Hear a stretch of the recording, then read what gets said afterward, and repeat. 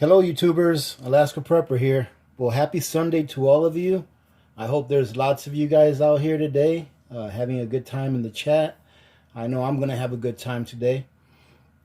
All right, so let me tell you a quick story. Actually, no, not yet. So today's video, ladies and gentlemen, what I'm going to be doing is I'm going to be showing you how to preserve hard cheese for long-term storage, all right? One of our community members has been in touch with me, and they've been doing this for a long time, and they know exactly what they're doing. So I put a list of things together that I needed to get in order to do this video, all right? And I'm going to show you guys how I'm going to do it today as per the instructions of our gracious community member that's teaching me how to do this over the phone, okay? So some of the things you're going to need is you're going to need some cheese, okay?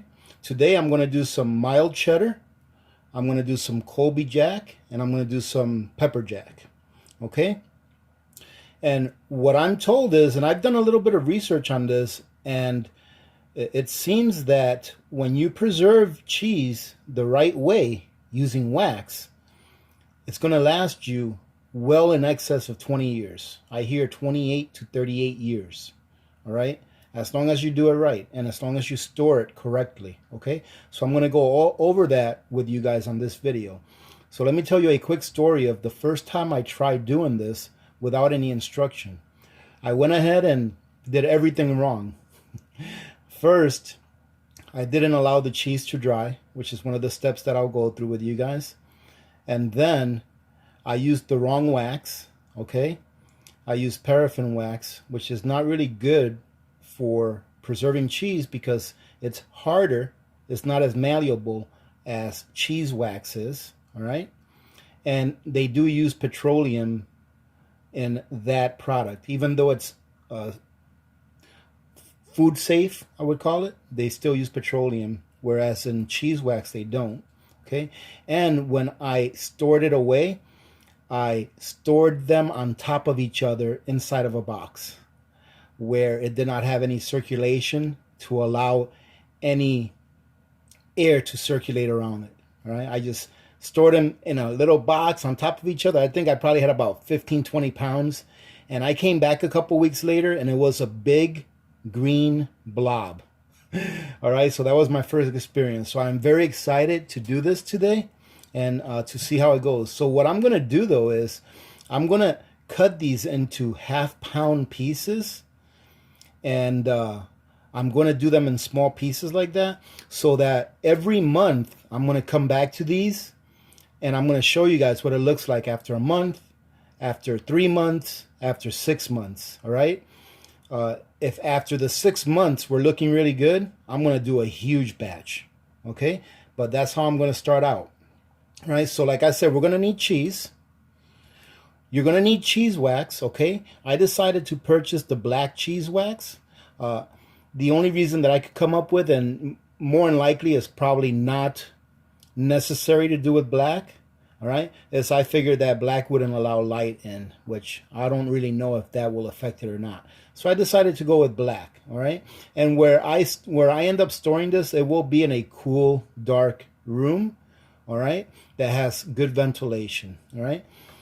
So here's what the wax looks like, all right? And remember the last payday prep that I told you I picked some of these up and that I was going to end up using them? I'm going to use these bags to put inside of my slow cooker, and then I'm going to use the slow cooker to melt my cheese, and then when I'm not my cheese, my wax. And then when I'm done using that wax, all I have to do is lift that bag out of there, store it away, and it'll be ready for the next time. Okay?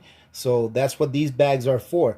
If you guys already have a container where you melt wax on a regular basis and that's what you use it for, you could probably use that. But this is the route I'm going to take because I really don't have any additional containers that I can devote to just waxing cheese. I didn't want to use the aluminum pots that I have because this cheese is going to be covered with this wax, and I don't want this wax being heated up in an aluminum pot. All right, so that's what I'm going to use these bags for. Let me put this aside so I can show you what else. I am going to have a, you can call this a cooling rack, but this is actually one of the small racks that goes in my New Wave oven. You know, New Wave ovens have two, so I'm going to use this one to allow the cheese to dry overnight. Okay, and I'm going to bring you guys back in a couple of minutes to show you what that's going to look like. However, it was recommended to me that I shouldn't place the cheese right on top of metal. So I really didn't have any wood that I wanted to get, and I really didn't want to go out and get twigs off of trees and stuff like that right now. So what I'm going to do to compensate is I'm just going to cover this rack with some cheesecloth, which will allow air to circulate through it. Okay, so when we come back, I'm going to show you how I place my cheese on here to allow it to dry. Okay, and then I'll tell you why we have to allow the cheese to dry there for a certain period of time, right? But having said that, ladies and gentlemen, as I told you on the short video that I made on Saturday, the mail call video, I'm going to be doing some giveaways today, all right? And I am going to give away two of these guys. This is not a prepping thing. It's just something that I think would be a lot of fun for someone to have. And it would really make someone's life a little easier when it comes to cooking. Now, I researched this a lot. This is like an Instapot, all right? Or an Instant Pot. And I researched it a lot. I looked at the Instant Pot, and the price is pretty comparable to the Instant Pot. I think this one's like $5 less expensive than the Instant Pot. Right. The reason I like this, with the exception, with the exception of that, I read a lot of reviews, and the reviews were really good on them, is that this one does everything that the Instant Pot says that it does, but it also brings a glass lid, all right, which the Instant Pot does not. All right, you can buy a glass lid for the Instant Pot, but this one brings it, and it also provides an extra seal. Okay, it also brings an extra seal. All right, so you have a glass lid and an extra seal, and this does everything that the Instant Pot does. All right, so I'm going to give away two of those, ladies and gentlemen. Now, one of those, I'm going to do a random number. All right, so I'm going to tell you guys all in caps, pick a number from this to this. All right, depending on how many people we have in the chat. And the other one, I'm just going to give away randomly. At a certain point in the video, I'm just going to pick a name. I'm going to close my eyes, pick a name, and that person's going to get it. Now, ladies and gentlemen, let me go ahead and ask you guys for a favor, and you don't have to do this if you don't want to, all right? But when I give away the random Instant Pot where I ask you guys to pick a number, if you've gotten a pretty good prize, like in the last month, I would ask you to allow those that haven't received the prize to enter for the drawing, all right? And for you to, not enter it this time, all right? That way we can give some of the people that have not won anything a chance to win something, okay? However, I'm not going to check. I'm not going to check whether you've entered, whether you've won a prize or not. So that's just totally on you, all right? And it's up to you whether you want to do that or not. I'm not going to judge.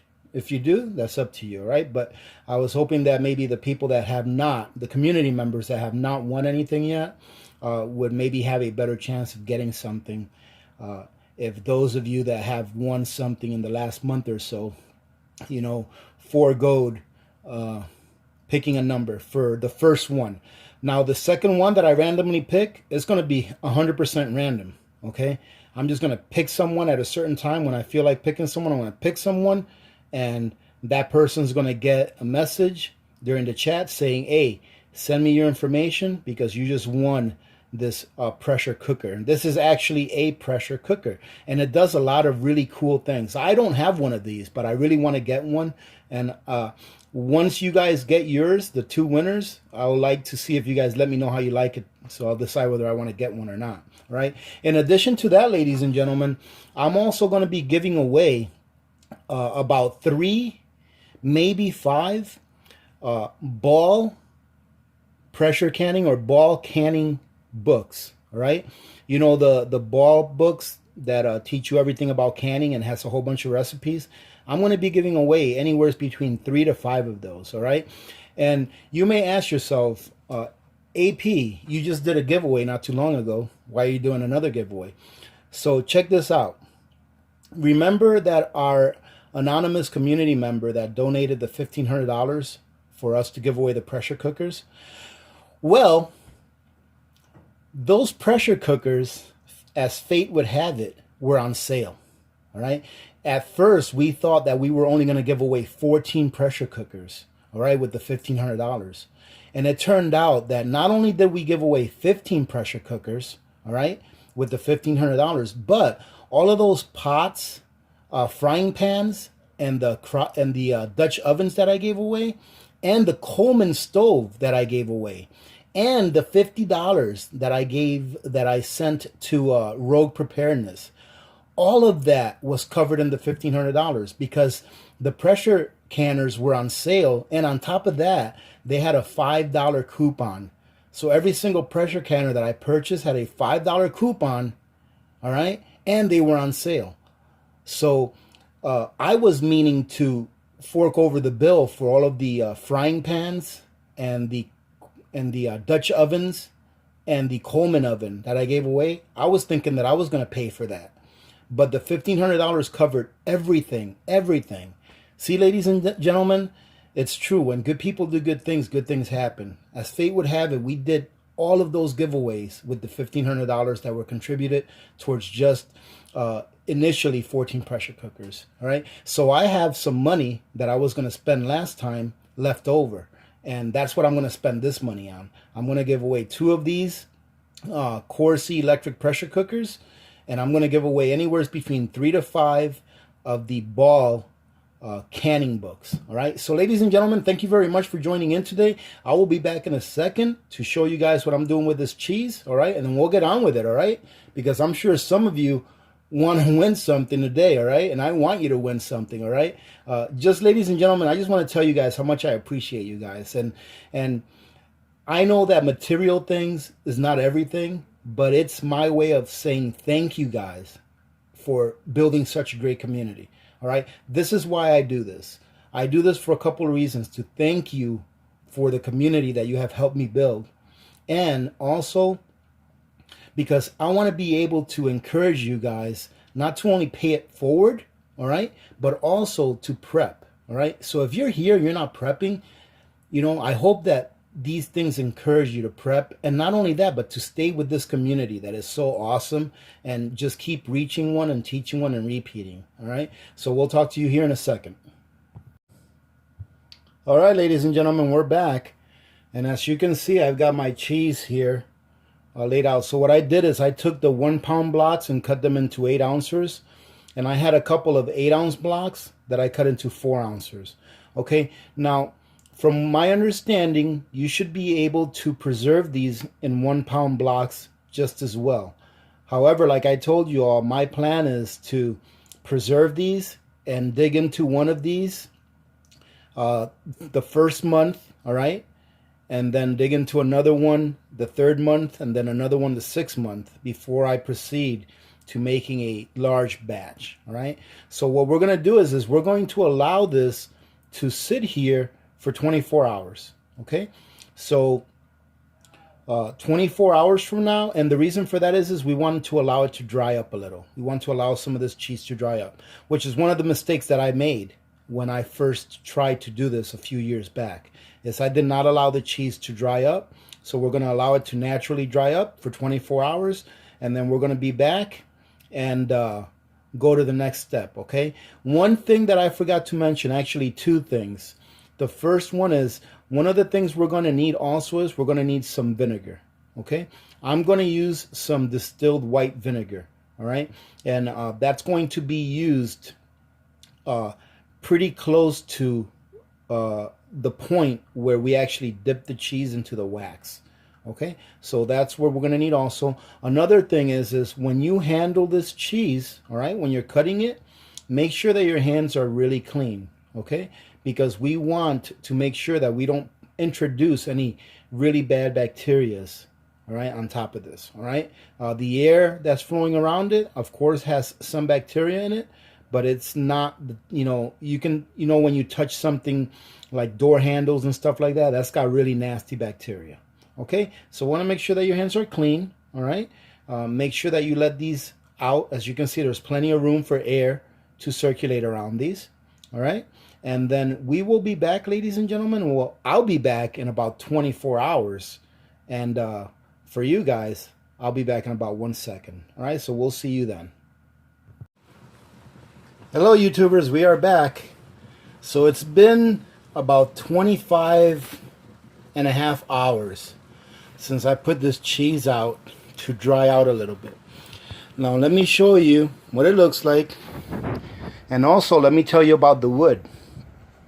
So I was talking to my mentor this morning, and I was told that the best way to do this is the way that they did it back in the old times, which was to rest your cheese on wood. Okay? This is the way they've been doing it forever, I guess, for thousands of years. And this is the way that it is recommended to do it because it works. All right? As you can see, the cheese is dried out, and it is dry to the touch.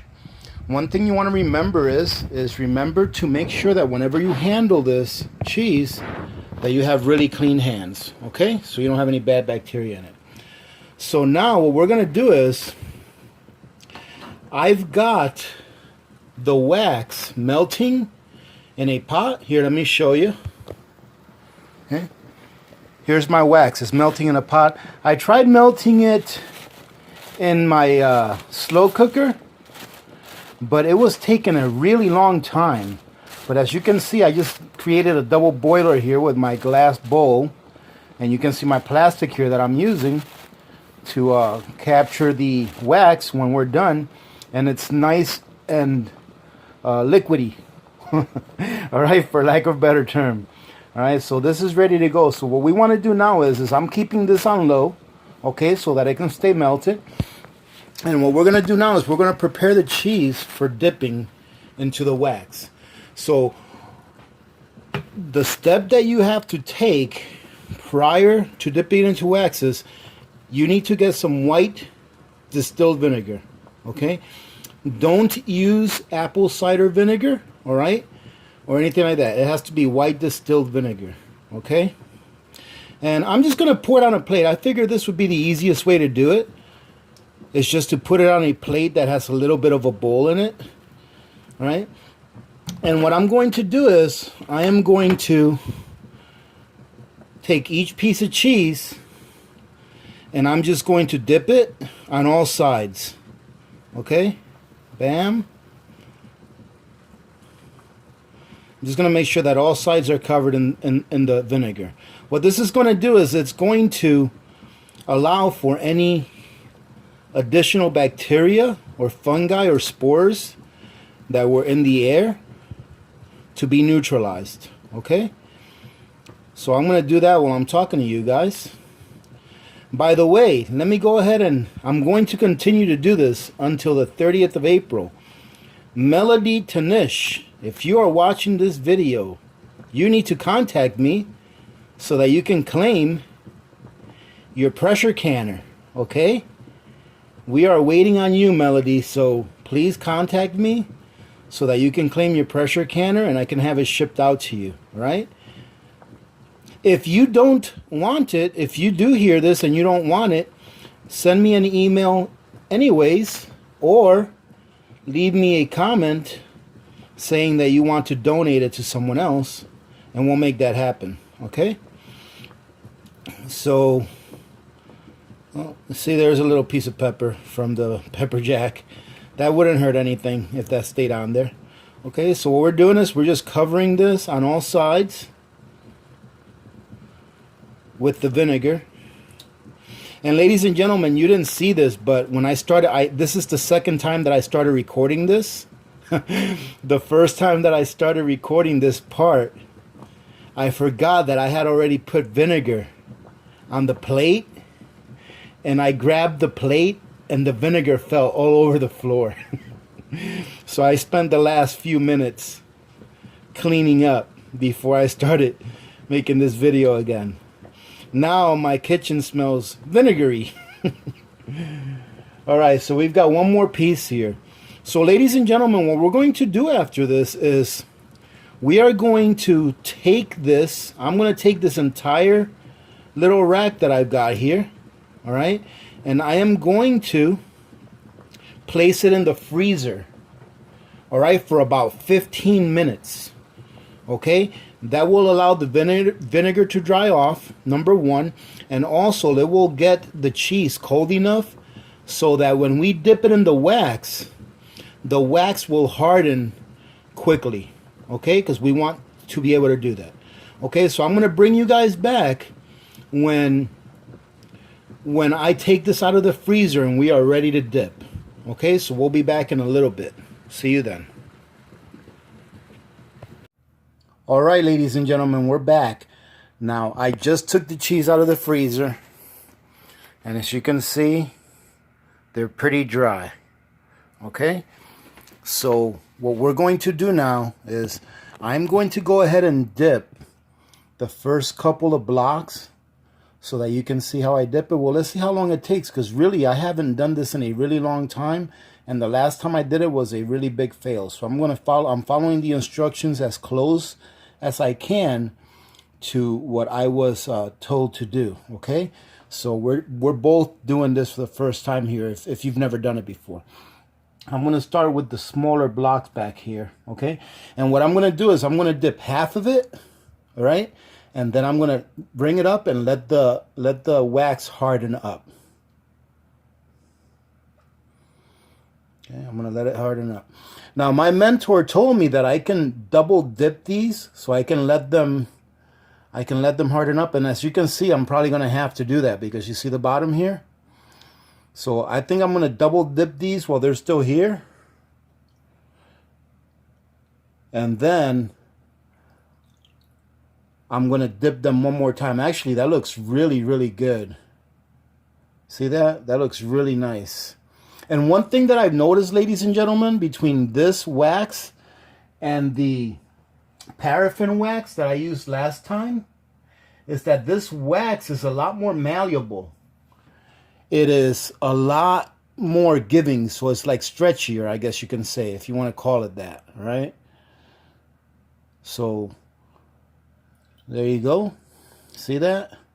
Now I'm going to let it harden up just a little bit, and it really helps a lot when the cheese is nice and cold, right? But you don't want to leave it, once you dipped it in there once, you don't want to leave it in there too long when you dip it again, because then it'll just end up melting the wax off that's already on there. Okay, so I'm going to go ahead and put this up. You see that? Wow, that is really cool. I really like the black wax. I think it's really nice. They have different color waxes. They had red, they have white, they have black. I think they had like a yellowish kind of a wax. I decided to get the black because, I don't know, for some reason I just thought that the black would keep light from infiltrating it, but I guess that doesn't really matter with this. Okay, so there you go. I double dipped that one. See how quick it stops dripping? Because the cheese is nice and cold. All right, so let me grab this one over here.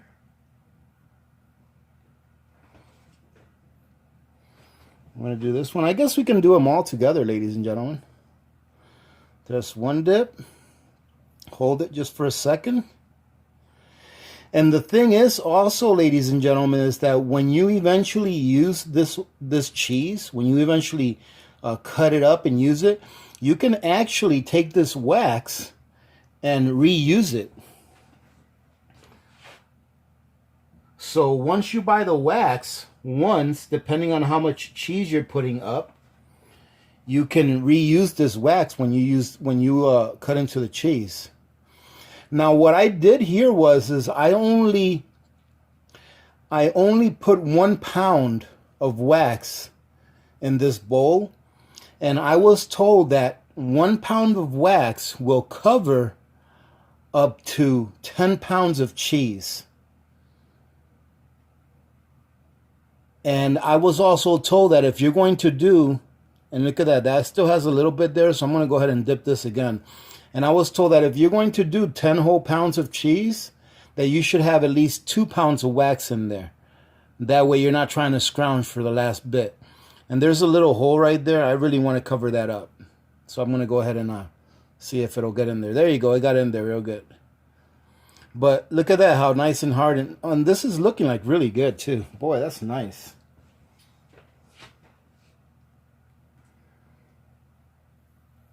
Here's our Kobe. And what I'm going to do, ladies and gentlemen, with this is I am going to put these up, and I am going to cut into one of these in a month and show you all what it looks like.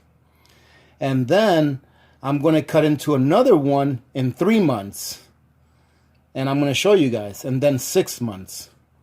And I think that at the 3-month point, if everything is looking good and it looks like I followed the process correctly, what I think I'm going to do is I'm going to do a really big batch of cheese.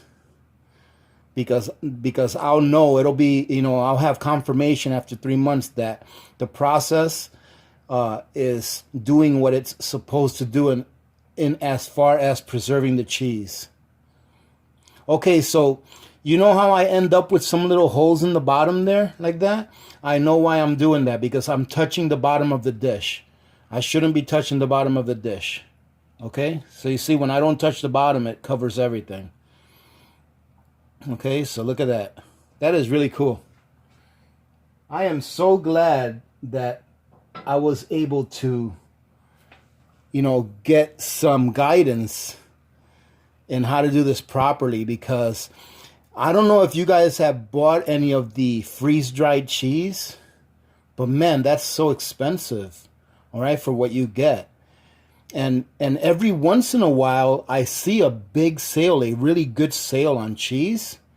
And I don't get that much because, honestly, we just don't go through that much cheese here. We maybe go through about, I don't know, I would say maybe a couple of pounds a month. And if it's during the summer, when I do like to make pizza pretty often during the summer, maybe a little bit more. But still, we don't go through that much. Now, you see the other part? I'm going to do the other half now, and as you can see, the wax has already dried up enough for me to touch it. So I'm going to go ahead and give this a go here. As you can see, it's covered it pretty good. I got to get that little bit right there, but I'll get that here in a second.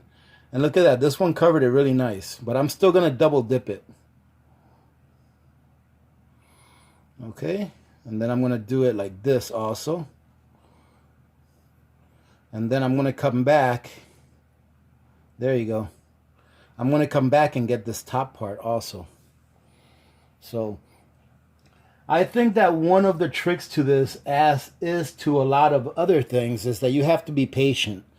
So like if I would have tried to just get all of that in one shot, I'd probably end up making a mess and missing something. But here we go. You see that? I think this cheese wax is definitely worth the extra couple of dollars that you pay for it, because it's what it's supposed to be used for. Okay, like I said, I used that paraffin wax in the past, and man, it cracked up. It was all cracked. It just didn't do the job the way that it's supposed to do it. And just doing it with this right now, just with these few little blocks, I can already tell the difference between using, the proper cheese wax and using the paraffin wax that I had used in the past. All right, so here we go. Let's get this part. Okay. Look at that. It's coming out nice.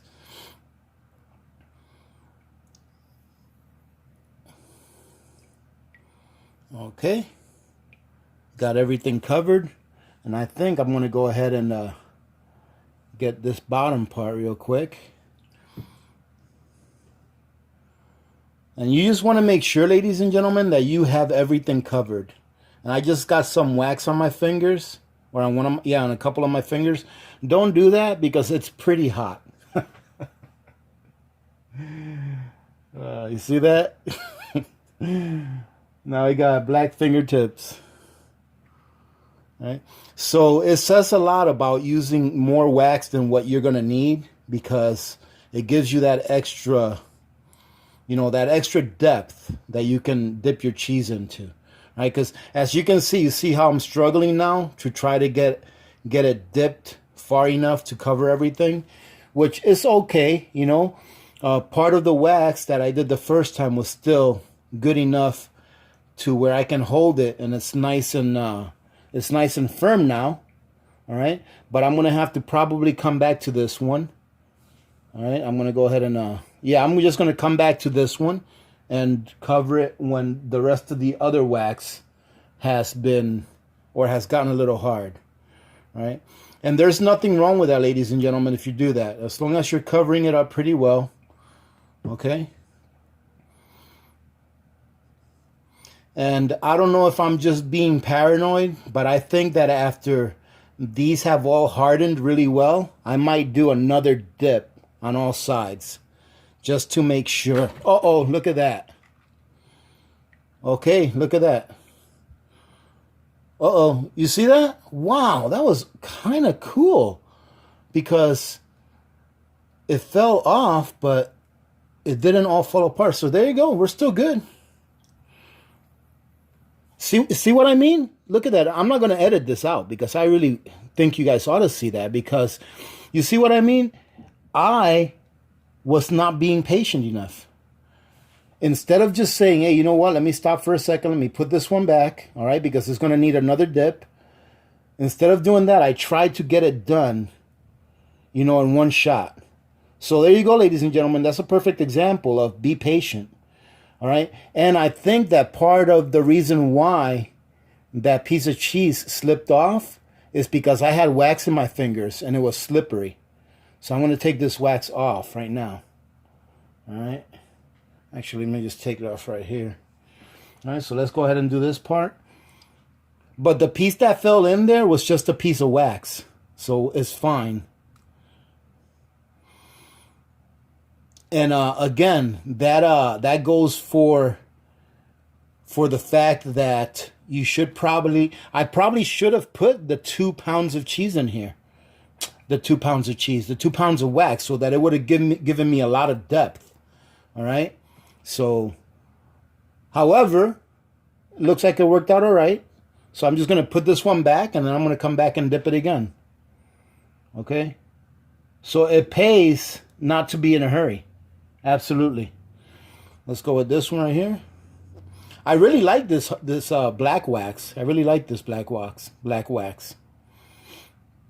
All right. So we go like that. As you can see.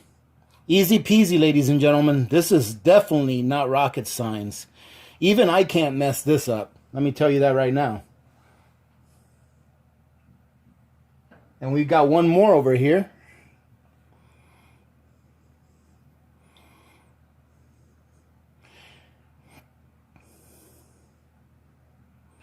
And from what I'm told, ladies and gentlemen, this cheese, if preserved properly, all right, will last as long as 28 to 30, almost 40 years. If you store this in a well-ventilated area. I was told not to store it on top of a metal shelf. To try, if you do have a metal shelf, you can line your shelf with natural wood chips, okay? And it will allow, and the wood chips would allow air to circulate throughout the cheese, because the cheese needs air. I was also told that you do not want to place this cheese in a freezer, that you want to leave it in a well-ventilated area, okay, where air can circulate around it. So let me go ahead and grab this one. I'm going to grab this one, and then I'm going to go ahead and sign off. And then what I'm going to do is I'm going to go ahead and place these back in the freezer for probably about 5 minutes, and I'm going to dip it again. Okay, and I'm going to dip them again. All right, so what I'll do is I'll come back after I've dipped all of these one more time and show you guys what it looks like. And then, ladies and gentlemen, I think that'll be about time for us to sign off. Okay, so let me go ahead and turn this burner on real quick and leave it on low so that this wax will stay melted. And then I'll come back in a few minutes and then I'll show you what they all look like when they're all fully waxed. So I've put my first layer on. All right, now what I'm going to do is I'm going to put it back in the freezer for about 5 minutes, maybe 10 minutes. All right, so just so that they can get a little bit cool. All right, definitely don't want to leave them in there really long. All right, I would say no longer than 10 minutes. I'm going to come back, I'm going to do one more dip, and then we'll be done with dipping it. Okay, so ladies and gentlemen, I honestly don't know how long we've been going, but I hope that by now we've got a few winners. Okay, so I hope that you've been having a good time today, and I hope that you try this. All right, try doing this. If you guys want to wait until I do my test runs and cutting them open and seeing what they look like, you know, then you can do that. But really, if you find some cheese on sale and you buy yourself at least 1 pound of wax, you can try yourself with smaller pieces and do your own experiment and see how they come out. All right, and then you can share with us, the AP community, how your cheese preserving came out. Because ladies and gentlemen, you know what? Just like I said in one of my past videos, you're going to need some comfort foods. You know, if there ever comes a time when comfort foods aren't available for you to readily get at a supermarket or a store. Man, can you just imagine life without cheese? I don't know. I think I'm going to have to get me some milking goats just in case. But hopefully this here will work. And we'll be able to preserve some cheese for long term, which will be a great thing. I don't mind the canned cheese, like that Bega cheese that I've had before. Is actually really good. That Bega cheese is good for grilled cheese sandwiches. You can make a nice Alfredo sauce with it, and you can also make a nice mac and cheese sauce with it. But having chunks of cheese like this that you can actually cut up and have with crackers, or, you know, having a sandwich or something like that, you know, it would be terrible for me if I could never do that again. So, and that's one of the things that we prep for, ladies and gentlemen, so that we can have some of the things that we enjoy, and of course the things that we need in times when they may not be available. All right, so I'm going to go ahead and put these in the fridge, let them cool down. I'm going to give them a second dipping, and then I'm going to show you guys what it looks like and how I'm going to store it. And then we'll sign off after that, ladies and gentlemen. All right, so I'll be back in a little bit. All right, ladies and gentlemen, so here we have it. I have double dipped all of these cheeses, and they looked really good. Now, some of the things that I looked for when I was doing my second dip was I was making sure that I couldn't see any cheese. Like you can see right there, I could almost see a little white right there. I'm going to give that another quick dip. I'm not sure if that's not that big of a deal or not, but I want to make sure that I can't see anything. I want to make sure that they're completely covered. As you can see, this came out really nice. Look at that. And it's still a little bit cool to the touch. And let me tell you, if you do this, make sure that you place them in the freezer, because that really helps with the wax hardening up pretty quickly. And as you can see, they all came out really, really nice. At least they look nice to me. I'm sure that with practice, they'll look a little bit better. But I think this is a pretty good go around for the first time. And like I said, if you're going to do this, make sure that you do it with cheese wax. Okay? I'll tell you guys what. I was going to give away some Ball canning books. All right? The Ball Book of Canning. I think that's what they're called. I'm also going to give away a couple of pounds of this cheese, so that some of you guys can try this yourself, okay? So I'm going to give away a couple of these pounds of cheese, and I'll probably be doing that right around now. So hopefully you guys have stayed with me this long, all right? But I think it looks great. And my mentor, I'm sure, will give me a call and let me know if I did anything wrong. And if I did, I will make sure to do a follow-up video and let you guys know. But I think I followed the instructions pretty well that I was given. All right. So what I'm going to do now, ladies and gentlemen, I'm not going to show you where I'm going to store this because it's in a dark part of my house. All right. And there's really actually not a lot of lighting there. But I'm going to put this on a shelf that has a lot of ventilation. And I'm actually going to leave it on this same little rack right here. I'm just going to take this rack. I'm going to place it on the shelf. And I'm going to leave it just like that. And as you can see, there's plenty of room in between each block of cheese. And it's going to allow for air to circulate. And what I'm going to do is, now my mentor didn't tell me to do this, but what I'm going to do is probably every 3 or 4 days, and I'm not sure if this is necessary or not, but I don't think it will hurt. Probably every 3 or 4 days, I'm going to go and I'm going to turn them around 1/4 turn. All right, like that. Just to turn them around, just so that they're not laying on this piece of wood for too long. I'm going to turn them around 1/4 turn like every 2 or 3, maybe 4 days. And then the longer I have them, maybe I'll wait a week. But I'm going to go ahead and baby these until I cut into them to see how they turn out. So the next time that I'm going to take these out, probably be in about a month, and I'll do a video of cutting into them. Now, some of you may be asking, AP, how do you know what cheese is which? Because they're all black. Well, I know that the small ones are pepper jack, okay? The big ones, I had a pound of mild cheddar, and I had a pound of Colby. I have no idea which ones they are, all right? But these are intended for me to cut into them soon, all right? And when I cut into them, I'll probably cut into a couple of pieces each, all right? So that I can see how each is doing, all right? However, in the future, what I would do is I would probably do one kind of cheese at a time. And there are a couple of options that you can take when you're doing this. So for example, I told you that they sell different color cheese waxes, right?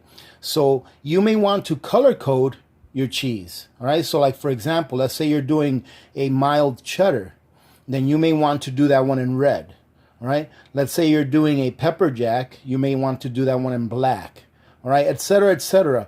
However, there's nothing wrong with using the same color for everything, okay? You can take a little piece of paper and write what kind of cheese it is on here, and then it'll stick to the wax, all right? You can maybe put a little bit of wax on here and stick it on there, just so as you know exactly what it is. So you can use whatever method you like to identify what kind of cheese is under the wax, okay? However, I think that the color coding method is a pretty neat idea. I mean, it'd just be pretty cool seeing different colors. So I think what I'm going to do is in the future, I'm going to order some red and some, it's like a yellowish orange kind of cheese. And I'll have those 3 colors. And then you could even probably mix your black and red and have like a purple, right? So you can get creative with this kind of stuff and make it a little bit fun to do as far as the colors go. But if you want, you can use the same color. You just come up with a way of labeling it, and you'll know what you have.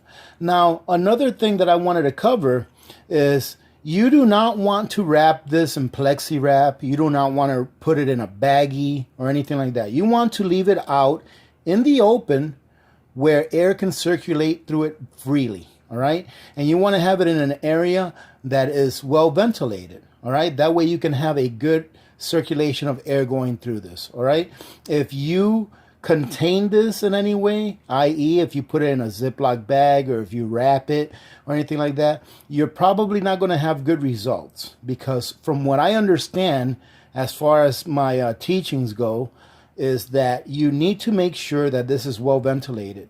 And like I said before, ladies and gentlemen, this will last 20, 30, even up to 40 years, all right? What will happen to the consistency of the cheese and the taste of the cheese is that the cheese will get tighter inside, and it will get sharper than what it was last time.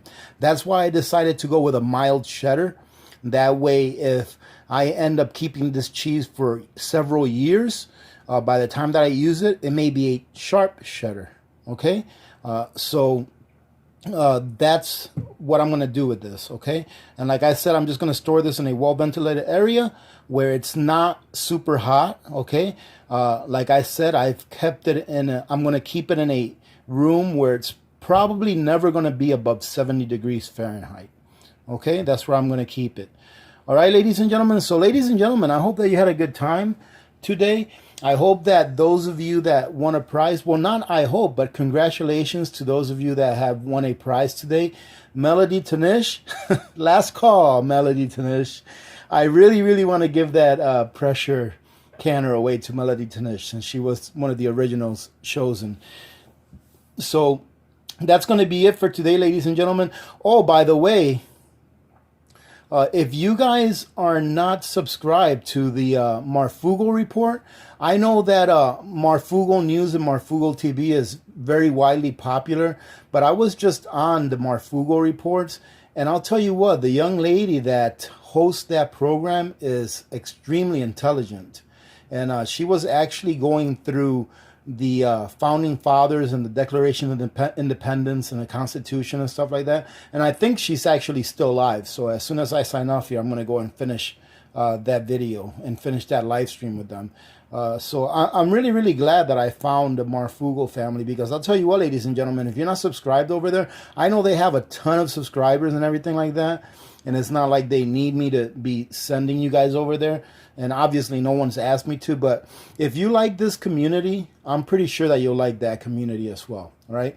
A lot of very good-hearted people over there. And there's a lot of our community members over there as well. So it's a good place to be. All right. However, having said that, thank you guys very much for joining in today. I always have a great time chatting with you guys live. I look forward to Sundays, 8 a.m. Alaska time every week, because I get to hang out with you guys, and it's always a great time. All right. So having said that, ladies and gentlemen, thanks again for joining in. Congratulations to the winners. And remember that when good people do good things happen. And remember to reach one, teach one, and repeat. If we all did this, ladies and gentlemen, the world will be a better place. And you know that it will be a better place. Many blessings to every one of you and your families. This is Alaska Prepper, and I'm out.